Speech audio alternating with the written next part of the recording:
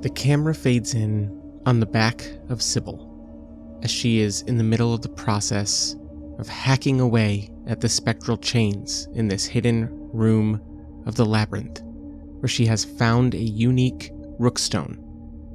Her swings cleave through these spectral chains silently. And somewhere in the enormous expanse of the dungeons below the Colostle and the Roomlands, the silent shattering of these spectral chains rings out. The camera quickly follows one of these receding chains as it moves impossibly fast through walls of stone and caverns yet seen undiscovered places in the dungeons as it weaves and winds its way, frantically flailing, until it falls through the ceiling of a chamber, within which is an irregularly shaped wall or structure. It's hard to tell, but as these spectral chains fall, it continues to zoom in on where these spectral chains were connected to inside of this strange structure.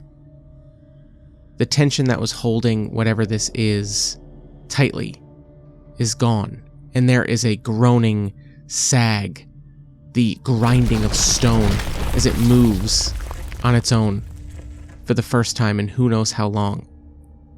And within this structure, a gigantic cog make its first movement in a very long time. And the silence that has been dominating the intro to this episode is suddenly broken with a loud clunk and grinding of stone as something has begun working again.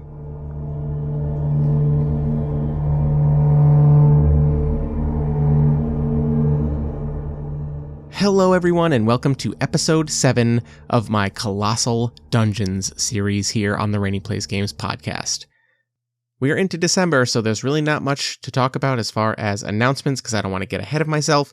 Let's just end the year. So stay tuned. Next week will be a Perspective Checks interview with Kat the Dungeon Mom, a wonderful actual play podcaster and creative mind in the TTRPG community, all about playing with younger players, and we talk a lot about raising the next generation of nerds and how to make this hobby not only accessible for all, but better for people coming into it or being raised around it in a way that you can challenge norms and find ways to grow through it and think more consciously about games and decisions and mechanics and all that.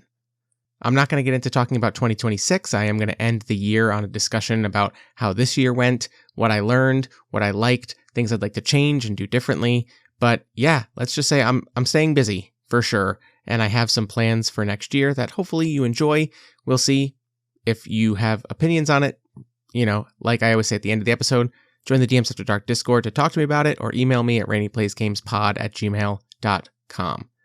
There's also another episode that went up before this is getting released, because this is getting released late. So again, thank you for your patience. The end of the year has really tested my availability for scheduling things and editing time. But I was on an episode of Under Common Taste with Ian and James, and we talked all about post-apocalyptic media, or in my preferred parlance, especially in regards to the game that I'm hoping to release early next year, post-catastrophe media. If the world changed forever tomorrow or tonight or right now and the power went out, what about those stories is engaging to us? What about it is important? And how can something like a game about the otherwise real world and a really, really awful time teach us about not only planning, thinking ahead, surviving natural disasters and living alongside nature and all of this stuff, but also humanity and community? It was a really fun talk. I hope that you go check it out. I will link the episode in the description of this podcast. Go check out Ian and Under Common Tastes, and I'm going to be having him on a Perspective Checks in the near future, so you'll hear more from Ian next year. And I think that's good for announcements. We left off in the middle of a labyrinth, so let's find our way out of here and play some more Colossal.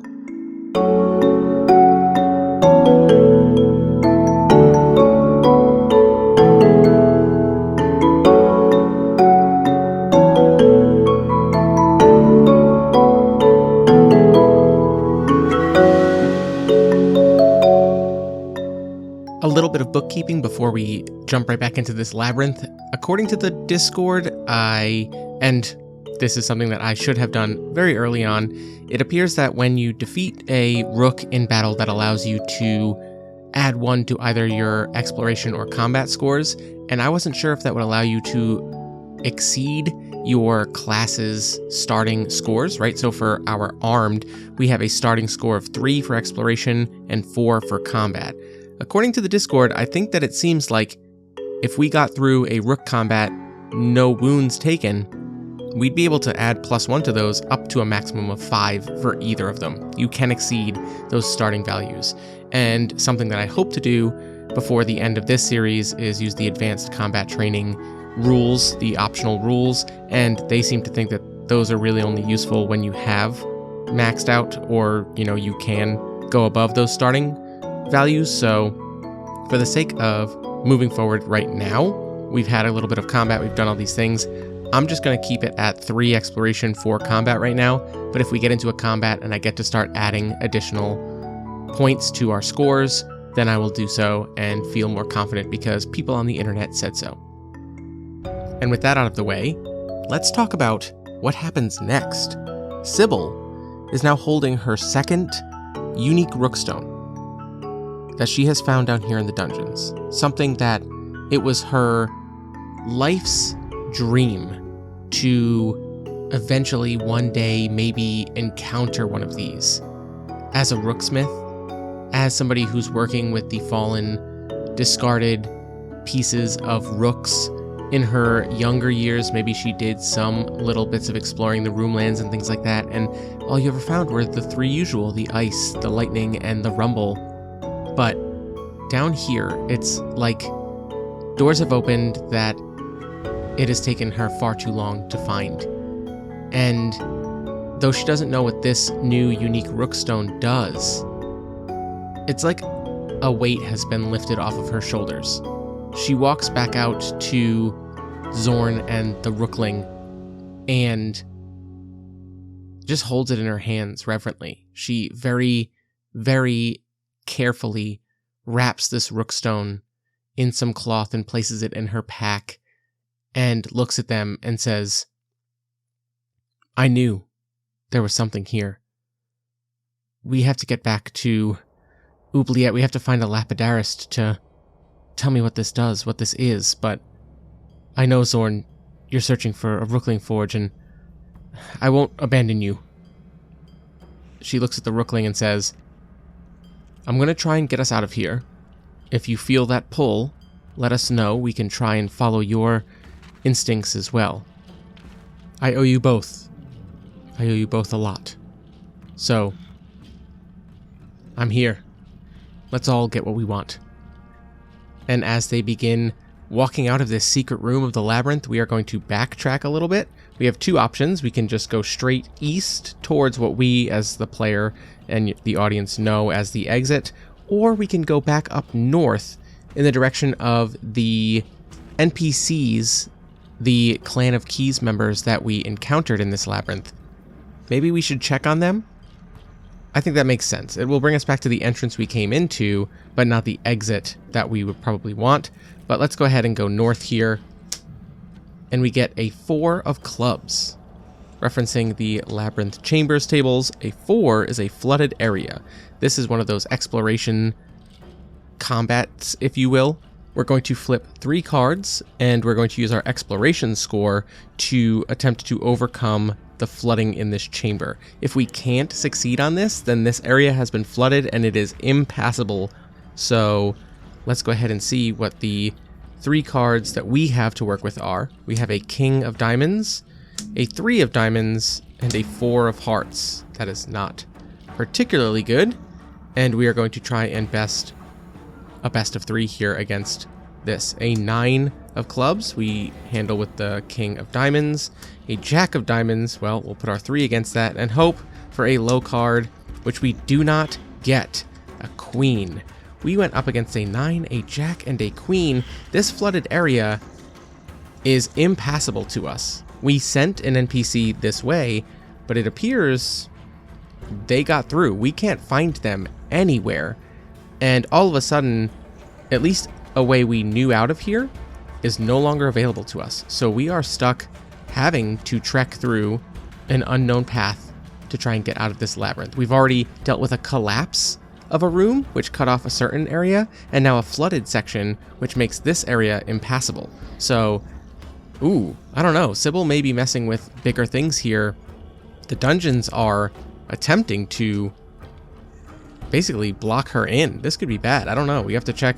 If we don't run into another one of these issues, we can get out. But if we do, this is going to be interesting. So backtracking again, we're going to go all the way back down to the south, and we flip a 5 of diamonds. So the 5 says, a medium lichen rook. Okay. If we beat it, we get to draw an item. All right, well, I think we've hit our combat stride here in the middle of this series. Let's go up against a lichen rook. While we're on the subject of probably doing things wrong, but having a good time, and that's all that really matters, I do think that for these lichen rook battles, I still need to flip some cards to determine certain things about the lichen rook. So let's flip a card to see if it's an attack or defense type. This is a 6 of clubs, which means that it is an attack type rook. And then we'll flip one card for whether it is ranged or melee, and we get a 7, which is just over the threshold to make it a melee attack-based lichen rook. So this thing is going to attempt to hit us and make us contract more of that rook rot. I don't know if I'm supposed to flip for rewards for these lichen rooks. I imagine it's not like the rooks on the surface. I will flip one just in case, but we are going to get an item, it says, if we defeat it, so we'll see. Let's see. This might be, we get an ace, which would be, or I'm sorry, it is a heart, which is the important thing, and a heart would be another rookling. Oh, that's interesting. This could be an interesting development since Zorn is on the hunt for rooklings. We were saying that most of the time with these rook husks or anything like that, the rooklings that live in the center and like the heart of these rooks usually get out in time. So it's kind of interesting. We'll see if this plays into it. All right, we have a combat score of 4, so we're going to flip 4 cards to determine our hand for this combat. And the lichen rook has a combat score of 3, so we will go up against their 3 cards. Our hand is a 5 of spades, a 6 of hearts, a 5 of hearts, and a 2 of hearts. Oh no, this could be really bad. Oh boy, and the first card for the lichen rook is a 3 of spades. Okay, so we can immediately start this with a critical hit. However, let's think about how this whole thing manifests. As Sybil, the rookling, and Zorn are backtracking after failing to make it through a flooded passage, I imagine that after everything in this labyrinth, their exhaustion is starting to catch up to them. And as they backtrack through these areas and take a turn where they previously had decided to go right and now are heading straight through to unknown areas, this labyrinth has already shifted and changed quite a bit since they got in here. Sybil has broken some spectral chains, and I think that this lichen rook is actually just going to full-on Kool-Aid Man burst through a wall and just break it down. A spade is an unarmed attack, and it bashes through this wall, but all of our heroes are able to drop back for a second. We also have an unarmed attack that we can use to overcome it, and I think that I kind of love the idea that Sybil, as one of the pieces of these rubble that comes out from the wall as this lichen rook just barrels through it, is just flying through the air. Her arm literally catches it and just throws it, and it just hits this thing, rings its bell square in the face. And I think maybe this is where we see that there's still a rookling inside as she throws a piece of rock, a pretty big one. It strains her back with her arm, but she throws it and it breaks open a piece of this rook. The lichen that has grown in and around it has weakened the actual cementing of whatever the stones held together in this rook body have done, and it bursts open this big piece, showing a little bit of the inside. And for the first time with one of these lichen rooks, we can see just the incredibly dense growth that has just infected and spread through this entire rook's body. This lichen has grown into every crevice imaginable and is holding it together, puppeting it around like this giant stone death puppet. As we get a second to reel and everybody's, Zorn is pulling out his shield and sword, and the rookling is freezing all of the icicles and sharp spikes that have grown on it and everything like that. It turns to us, and we're going to flip the second card. I can't believe it. It's only going to draw 2 cards because we used a critical hit to succeed in the first round of this combat, and the second card is the Ace of Diamonds, which we can beat with any of our cards.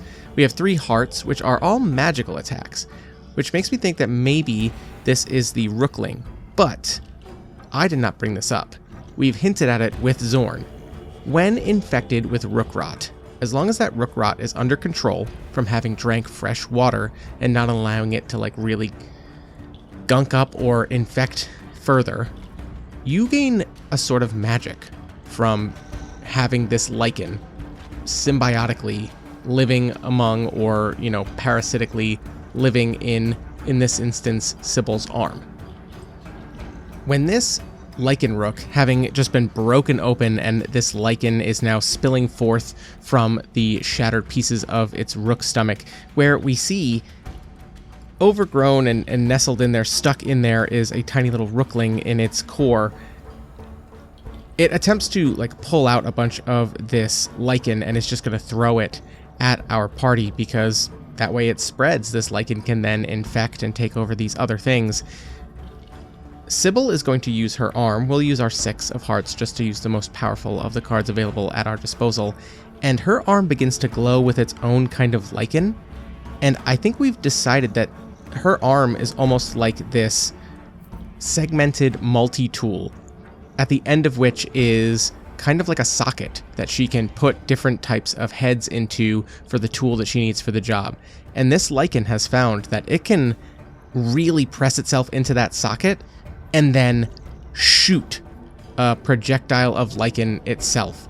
And as this medium lichen rook, again, size of a car, SUV, right, hauls itself up and starts grabbing at the lichen spilling out of this broken section of stonework, Sybil's arm, almost reflexively not under the control of her, and we see a panicked look on her face for a second as it just takes aim and just fires a projectile of lichen that just hits the inside of this thing, creating this giant puff of lichen as it just kind of hits and goes right through, and it actually breaks a little piece, and out from this, spilling on a soft kind of mossy bed of lichen as it falls down and this lichen rook just hits the ground, is this inert little rookling that spills from its stomach. Let's see if it's inert or if it powers up, having been freed from this lichen rook's core. We're going to consult the yes-no oracle, and that is a 6 of spades, which, according to the yes-no oracle, is just a flat yes. So this little rookling, freed from this lichen rook's core, hits the ground, and then all of a sudden whirs to life. Let's go ahead and flip some cards to see what kind of little rookling this is. So first I'm going to flip on the Rookling Creche table from the original Colossal book, because I love this. It's for whenever you go and you want to buy a rookling. This tells you basically what its body type and what it looks like. I'm going to flip a card. The 2 of Diamonds. Oh my god, I love it. Oh my god. It is a ball-shaped rookling that rolls around. Oh, I have a little BB-8. Oh, this is great. The next card I'm going to flip is for its magic type. An 8 of Spades, referring to the create a rook enemy. Oh, Spades says no magic. That's so appropriate, though. I think this thing may have lost whatever the original rook's magic is, because now it's just lichen. All right, and we'll flip one more card to see if it is attack or defense body type. The 9 of Diamonds is defense. So we have a defensive little lichen ball. Oh, and there's definitely a joke. Zorn looks at it as it rolls out, and he says, "Something, something, a rolling stone gathers no moss. But it does gather lichen." And Sybil just backhand smacks him in the chest and is like, really? Right now? And then she just goes, "Yay, another rookling." Despite her sarcasm in this moment, Zorn is very interested in getting down and investigating this rookling. Now, we said that it does not have any of its innate rookling magic, but I imagine that it does have the same kind of rook rot lichen abilities that Zorn and now Sybil have. Luckily, our ice rookling has managed to avoid this for the most part, so we'll see if they continue to do so. And I'm actually going to ask a question. When Zorn kneels down to not only check on the health and status of this rookling, but to do its minimal kind of conversation and communication with it to ask if it feels any kind of pull to a certain place within these dungeons or anything like that, I'm going to ask the Oracle, because I think it'd be interesting here if rooklings affected with rook rot have the same pull as rooklings that don't. So let's go ahead and see. That is a Jack of Hearts, which according to the yes/no Oracle is a no, but there is an upside. So this rookling has no idea what Zorn is talking about. It is just coming back online and back into some kind of conscious sentience. But when Zorn brings this up and he uses the other rookling to demonstrate this, our little ice rookling friend, who we're going to have two rooklings again. We're getting closer and closer to Sybil potentially having to name this rookling and finally forge that bond. But this other rookling wobbles back and forth in a no gesture. This is a defensive rookling. We'll figure out how it utilizes its powers, its lichen-like powers, in a bit, but there's some form of communication where, no, it does not feel this pull to the Rookling Forge or destination that Zorn is attempting to find that is pulling all of the rooklings of the dungeons away. That is interesting, but there is an upside, and I'm not sure what that is. Should we flip on the twist, maybe, Oracle? There's just a Oracle story generator, and there's a storytelling twist. I'm going to flip one card. We'll see which of the columns match it the best. I get a Queen of Clubs. The Queen is a chase, is the twist. That does not seem interesting, but there is a storytelling subject that says a unique rookstone, and that plays very well with Sybil. So maybe what is calling to all of these rooklings is a unique rookstone, and maybe the lichen cuts them off from it. That'll be our working theory for the moment as we see what comes next. I think that Zorn offers to this rookling that it can join us, and Sybil kind of just sighs and says, yeah, I mean, what's the alternative, right? We're going to leave it here. Yeah, come on. We'll find a home for you. And the group continue on, trying to make their way still out of this labyrinth. Let's see what the next card is. Ooh, the Jack of Spades. That is a hazard room. So it says here, the walls are closing in or a boulder is rolling towards you. Combat score of 1 to survive. We hope to survive. Jeez. Okay, so we get to flip 4 cards for our combat score. And we are going to flip 1 card for the hazard. We have a 10 of clubs, a Queen of Hearts, a 3 of hearts, and a 6 of diamonds. So as long as this isn't a king, we survive. Can you imagine if this is how this ends? It is a 9 of hearts. So we can critically succeed with our Queen of Hearts. Those are magical. Now, again, the hazard does not need to be magical, but I think it makes sense, right? Magic in the form of this lichen. So maybe we came in here guided by the Whisper Stone around Sybil's neck, pulled here for a greater purpose, tied to her calling, where she found another unique rookstone. But since we've been traversing this labyrinth, we've found both spectral and lichen rooks. Now, we've seen less spectral rooks since Sybil cut those chains. Now it's like the lichen is coming out more aggressively. And I think that that's what this magic is the hazard is some kind of exponential lichen growth that is attempting to smother the room or cut off access through the room as our party makes their way through. But we're able to overcome it. Maybe this even is the small rookling ball has some way of like, oh, maybe there's actually a term for this. It's called an exploding diagram or an explosion diagram, where basically it explodes out all of the pieces, the intricate bits that make something, and it explodes it out so you can see how they're all interconnected. I actually kind of love the idea that this is like a spherical little rookling, except the lichen has gotten into every little nook and grown everywhere it can. So the magic of its defense is actually that it can like almost explode out into like all of these like thin tendrils of lichen and then create this slightly larger ball of stone around the outside, only in certain directions, so it can kind of make a shield. And it just kind of pushes out at this lichen, and we're able to get through this room. Cool. All right, next room. Can we get through this labyrinth? The 10 of Hearts. A 10 says there's a statue. A mechanical statue activates as you enter the room and attacks. Combat score of 3. If you beat it, draw an item. Oh, we always forget to draw items. We beat that last lichen rook, so I'm going to just flip the card now.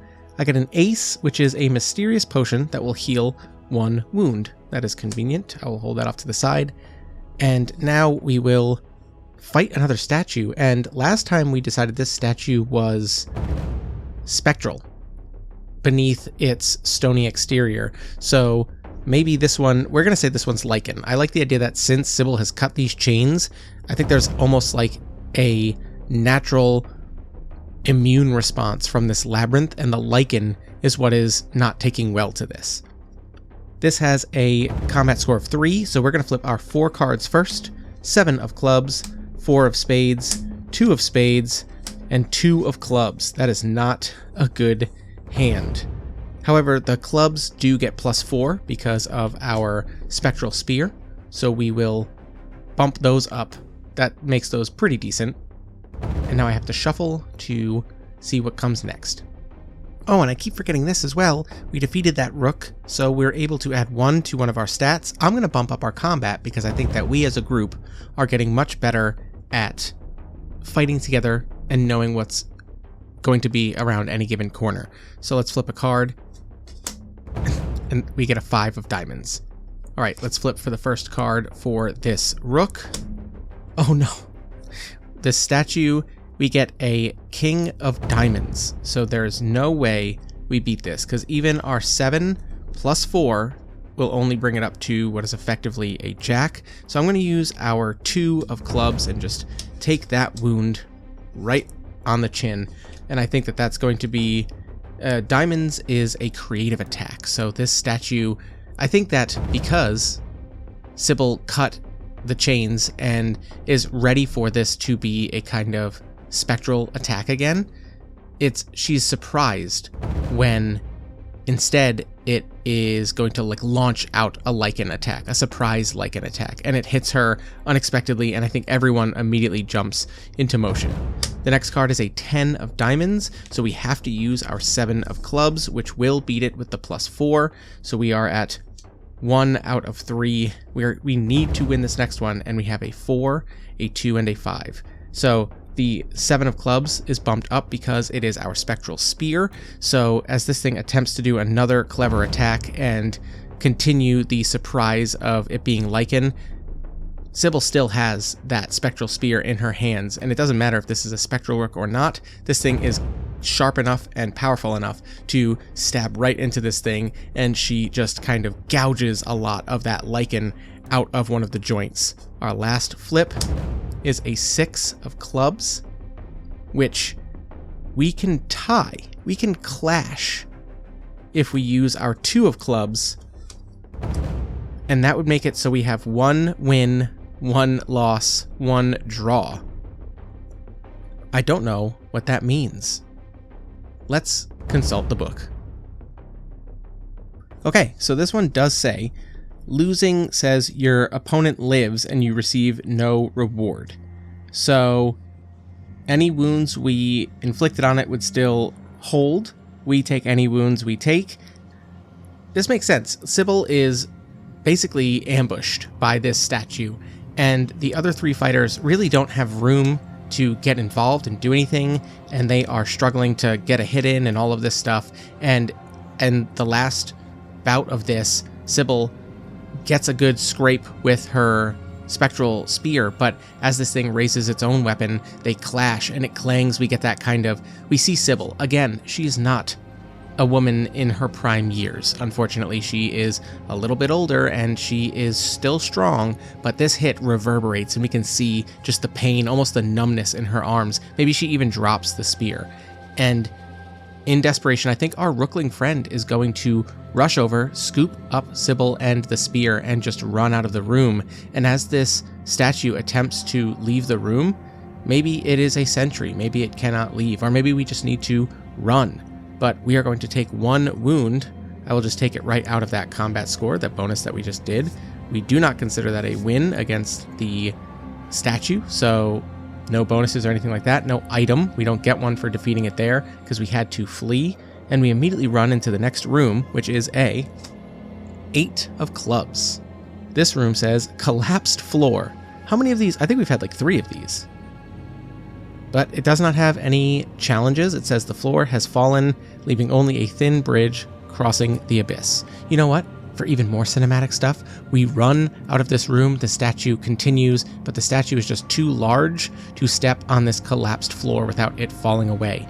And our party makes it all of the way across before this thing hesitantly takes a step and it just crumbles away. We're going to say that this labyrinth is inaccessible behind us now.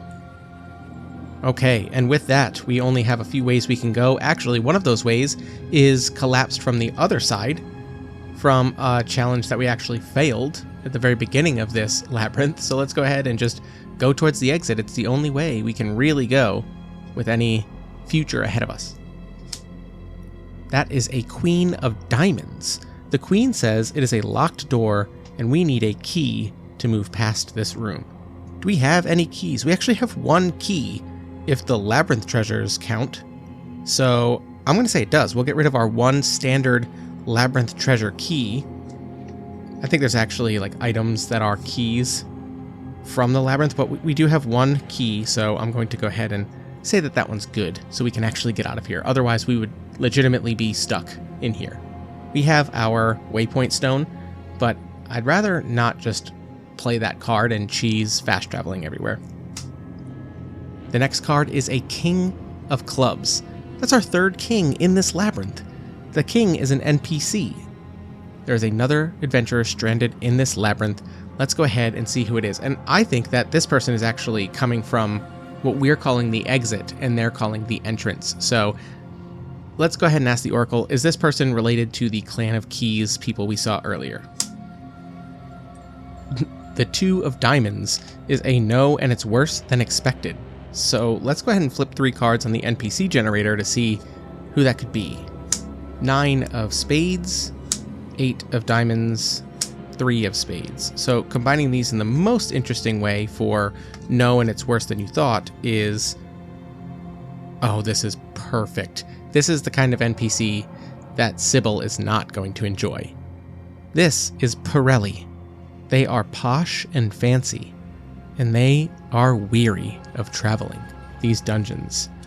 Oh, it is a spoiled, pampered person down here in the dungeons.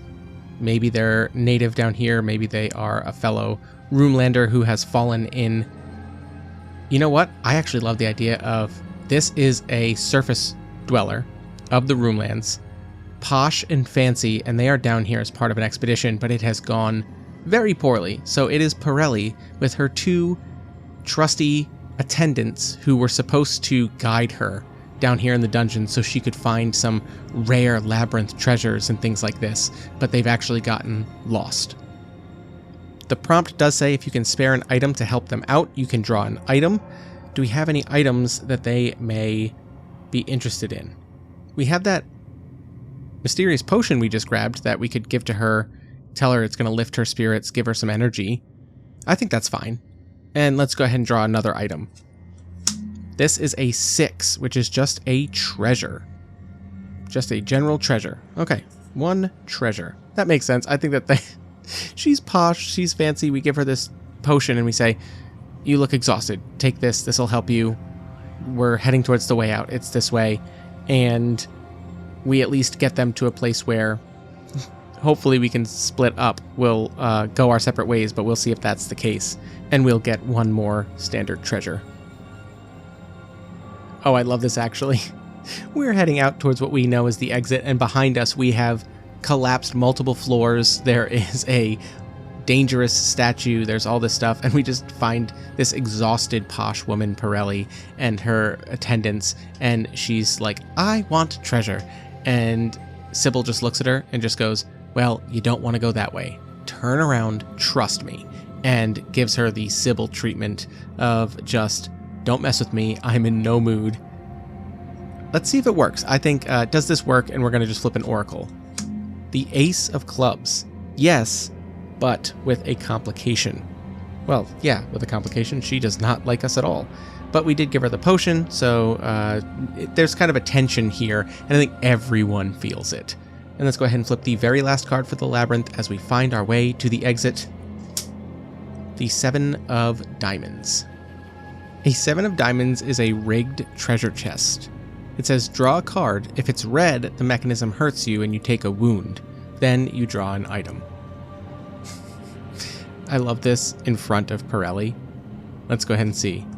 It is the King of Spades. So that is not a rigged treasure chest in the sense that it is going to hurt us. And I think that maybe even Sybil points it out and Pirelli says, oh, finally I can get something. And she runs over to do it and Sybil holds her back and says, watch. And she uses her spear to push a mechanism, a contraption, and it just stabs out like you would have gotten hurt. Classic trapped treasure chest.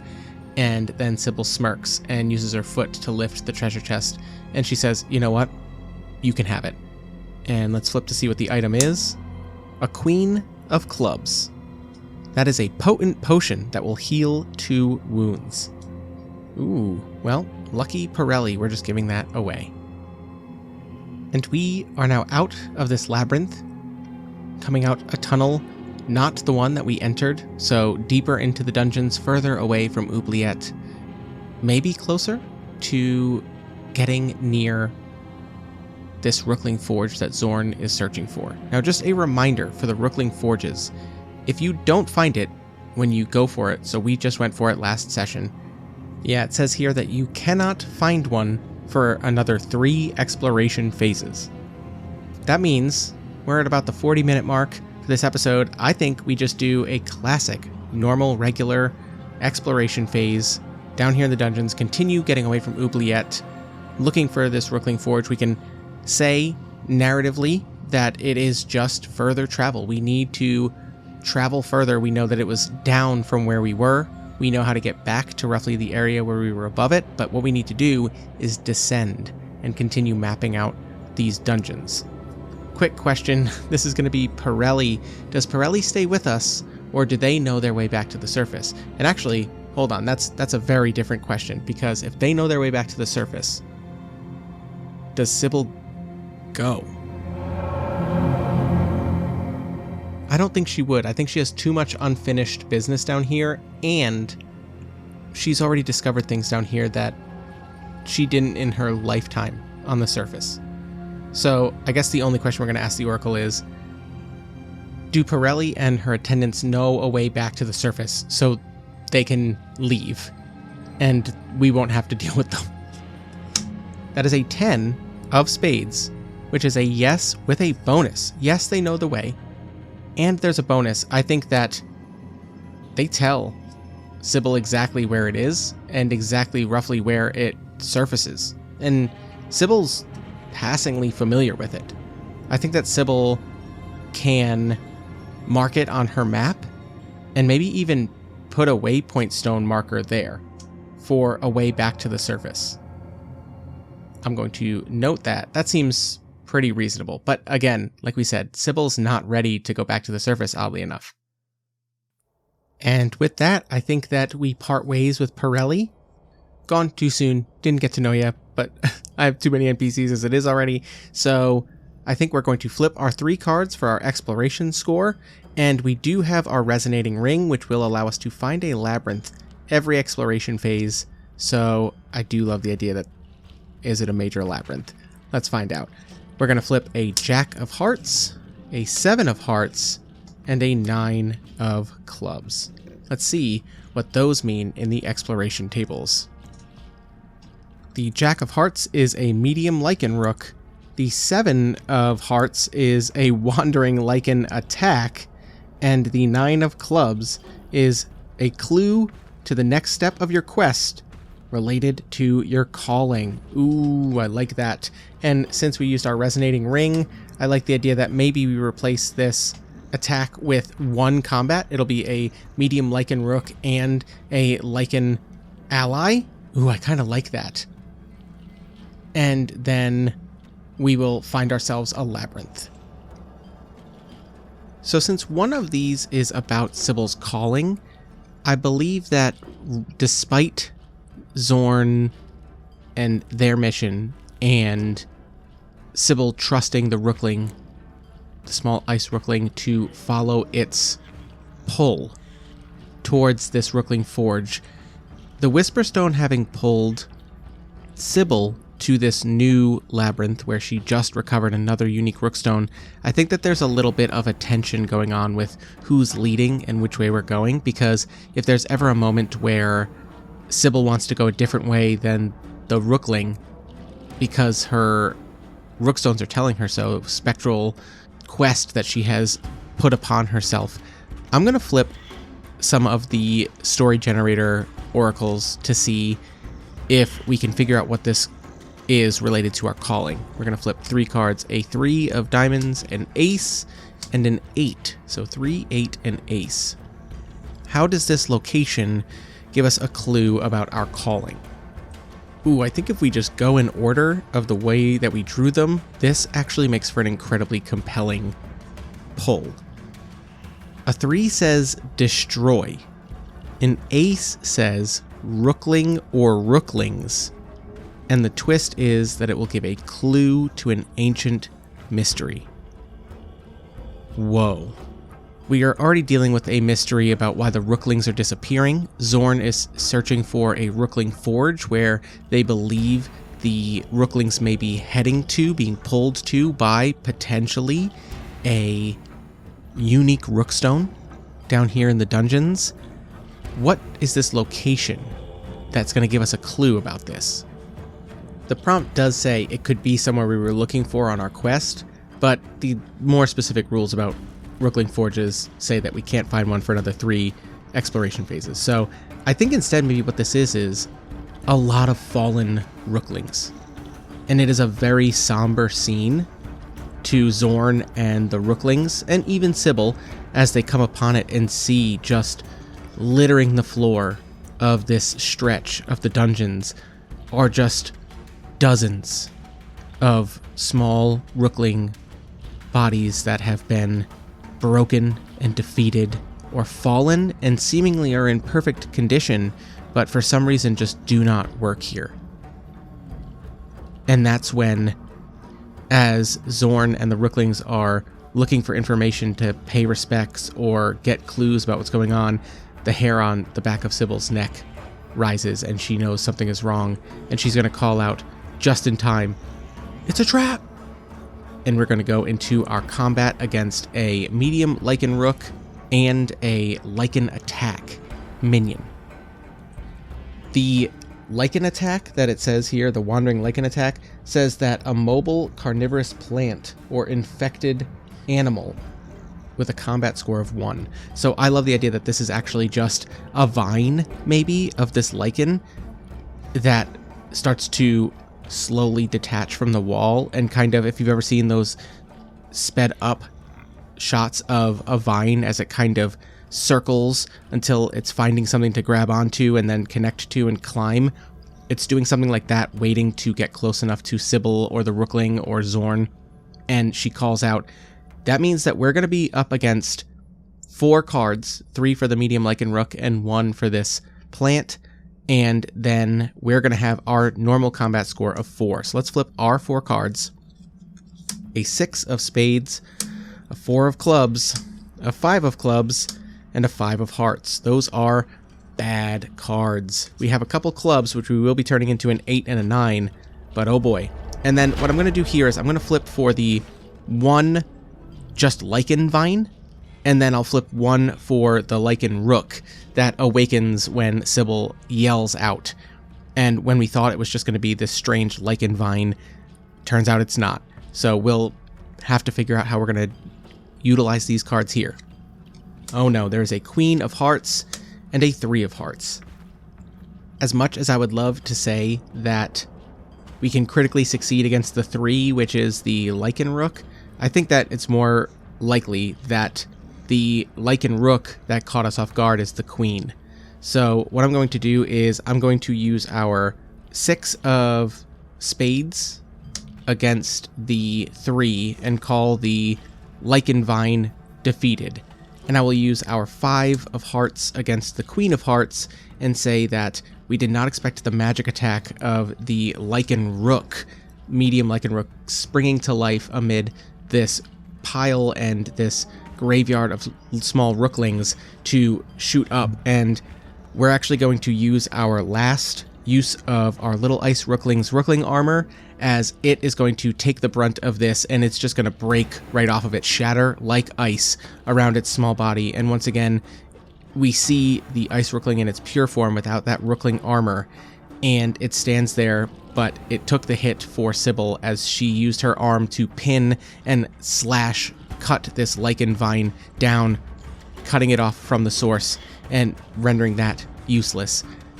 So now we have to flip 2 cards for this medium lichen rook against our 2 cards, which are super not great, a 4 and a 5 of clubs.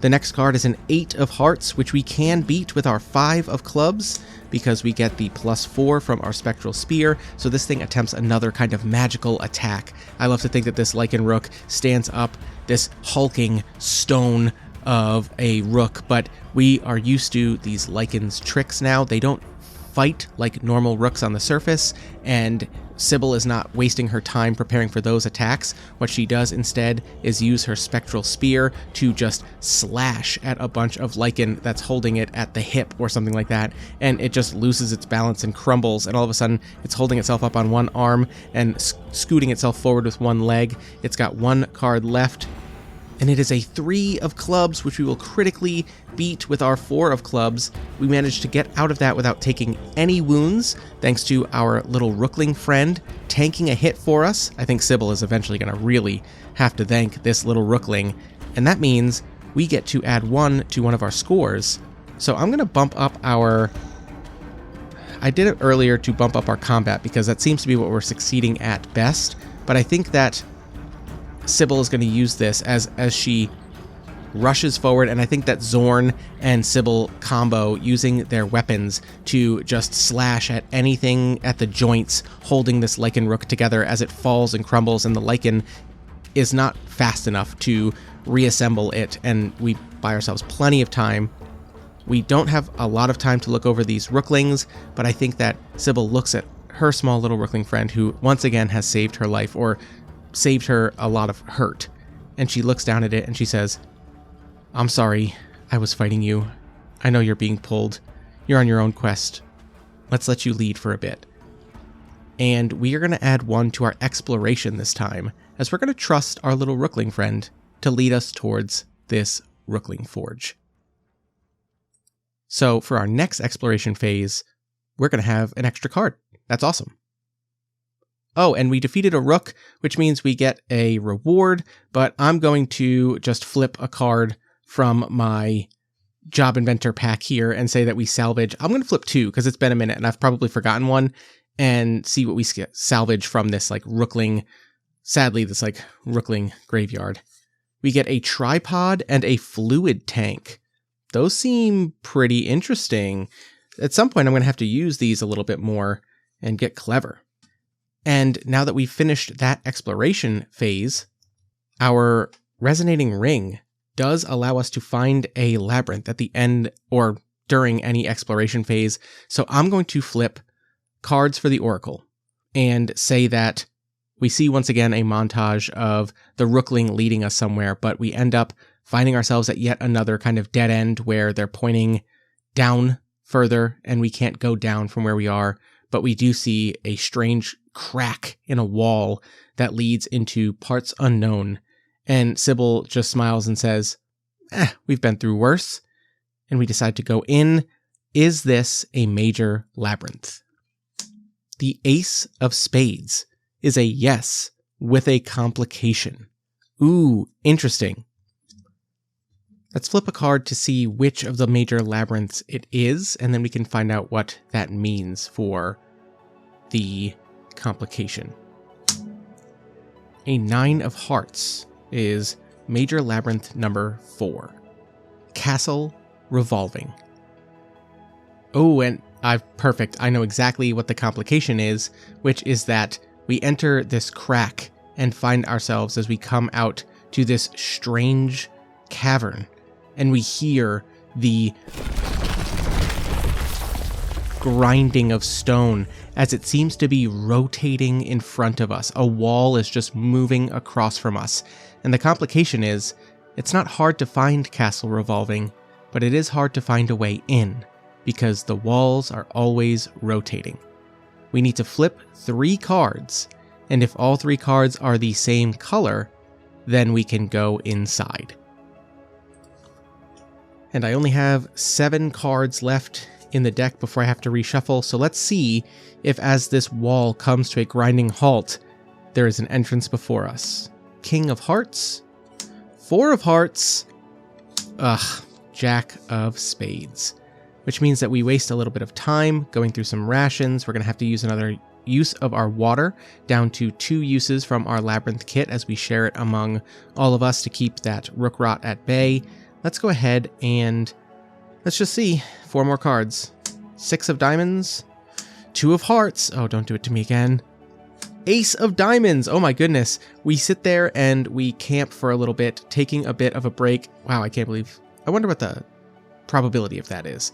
But we're sitting there and we see the party taking a break, sitting before this rotating wall. And before long, after a short watch and camp and all of this, the walls once again begin grinding, and the sound is very loud, but the whole party stands up and waits to see what is going to happen when suddenly, as the wall continues turning, they realize that it's not just this one section of the wall. In fact, this time when it rotates, it's not just the wall in front of them, it's the wall above that, and above that, and above that, as it looks like an enormous cube, just made up of squares, and they begin rotating in various directions, all atop one another. And when they finally stop and dust is falling from the ceiling above the both torchlight and glowing light of the lichen from the rook rot that is on both the small little spherical rookling friend that we've just made, but also Sybil's arm and Zorn himself, there is a castle entrance, a door, open to be explored. Sybil looks down at the rookling and says, "Do we need to go that way, or does anybody else just want to go in like me?" And the rookling nods, and Zorn pulls his sword and says, "I will follow you into the dark." And that's where we're going to end this session. Nice. Another major labyrinth. Let's go. All right. Well, thank you so much for listening. I hope that you are enjoying Colossal Dungeons. And I know I am just catching on to some rules things that I did wrong earlier in the series, and I did my entire last series, but better late than never. And as long as you're having fun, you're doing it right. So I hope that you're enjoying it. If you like what I'm doing, find me online. You can search pretty much any social media for Rene Plays Games, or email me at reneplaysgamespod@gmail.com. You can and should join the DMs After Dark Discord, where we are constantly nerding it up and having fun conversations, just about games, about life, just being friends, and sharing pictures of pets, and anything you can imagine. And yeah, I think, the usual. Rate and review if you haven't already. And until next time, Be better than Sybil, and tell your friends that you appreciate them.